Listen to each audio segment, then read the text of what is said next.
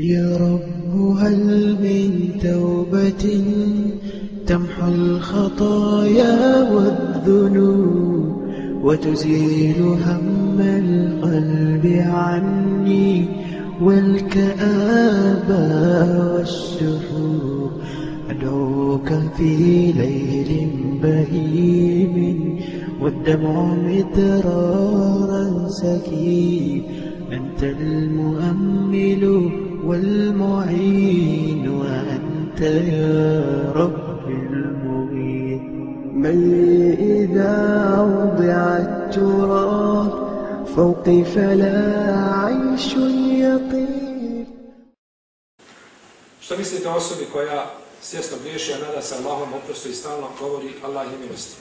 Tačno, Allah je milostiv. A ne možeš ti svjesno griješiti, nikad Allah je milostiv, to je neispravno. Uzvišen je Allah je milostiv bez imalo sumnje, ali ti moraš nastojati da ne griješiš.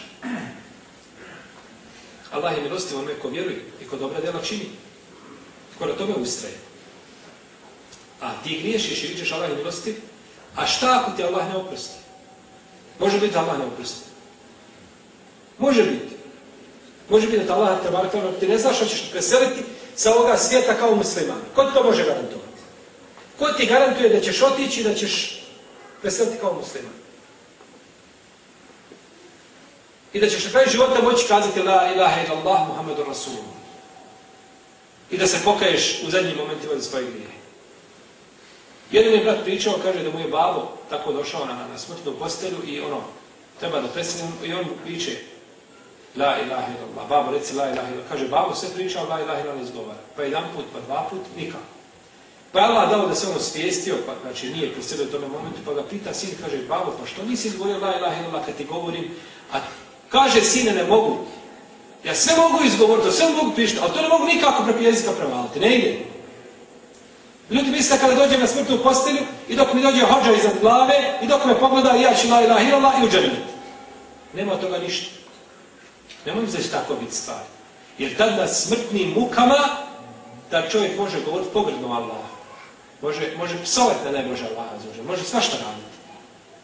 Jer da uzvišen je Allah svakome teufika i moći i snage da izgovori te riječi koje bi ga spasile rati.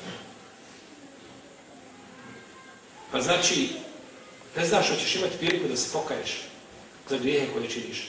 Griješim Allah je milostiv i poginem. Nisam se pokajao. I dođem pred Allah i on mi ne opusti. Šta ću onda?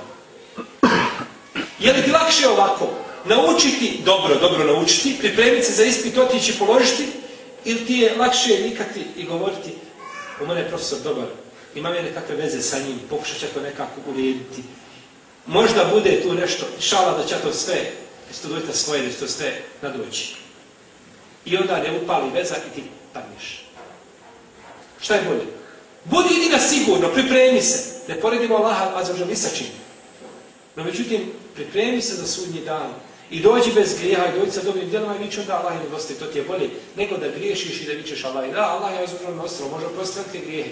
No međutim, ko ti garantuje da će oprostiti? Jer ko griješi i dođe pred Allaha sa velikim grijesima i nije se pokajao, on je pod Allahovim htjenjem. Ako hoće, oprostit će mu, ako želi, kaznit će ga. Kako hoće. A hajde ti znaš šta će biti s tobom. Nemaš kakvu garanciju imaš. Allah je milostiv, u redu to ajeta je puno u Kur'anu, ali puno ajeta u Kur'anu da Allah žestoko kažnjava. I za sitni grije da je žena ušla u džahennem što je mačku ubila. I da za najsitniji grije možete otići u džahennem. I da je Enes ibn Malik govorio kako bilježi Buharija, mi smo činili grijehe koji su, kaže, u vašim očima kao plaka. A mi smo i, kaže, u stvari ovako kaže Enes ibn Malik. Vi činite grijehe, kaže tabinima, vi činite grijehe koji su vašim očima tanji od dlake. A mi smo te grijehe u vrijeme poslanika smatrali velikim. Znači, smatrali su mali grijeh nečim velikim. Pa čovjek ne treba znači da se osloni na Allahovu milost, nego treba da bude ta Allahova milost azzawadžal i oslona sa njegovu milost da bude popraćen dobrim djelima i izbjegavanja harama. Pa ako čovjek pored svega toga upadne u haram, neka kaže Allahu dragi oprosti mi, ti si milostiv, inšallah ti ćeš meni usakti kažeš Allahu dragi oprosti mi i ti si milostiv, ti ćeš meni oprostiti. Jel u redu? Ali da čovjek svjesno griješi, pa to onda ispadne nije zaporediti, ali kod kršćana, kad se odje kod popa, jedan kršćan, ja sam i tako razgovarao, pričao, pa kaže, ja odem kod popa, ispovedim se što imam, kaže njemu, tako sam gledao one filmove nemoralne, i kaže, i on mi kaže, dobro, kaže, nemoj više, pusti, nemoj više. Kaže, ja sa vrata, kaže, odmah prst, ono kasetu tjeram u video. Kaže, opet gledam, opet vodem nakon vremena koliko treba već, za koliko splatio, znači koliko splatio, toliko ti je, jel, toliko ti vrijedi onaj, toliko imaš bonus. I odem, kaže, opet kažem ponovo, ja opet, kaže, dobro, nemoj više. Čovjek se mora čuvati, breću, grijeha. Paziti se grijeha, maksimalno. Da ne upadne ni u jedan grijeh, ni najsitniji. I onda nakon toga, kad mu se desi grijeh, digne ruke i traže oprosta. Ali da se igra s otim da čini grijeh i traže oprosta, to je, bojati se za takvog čovjeka, šta će biti sad?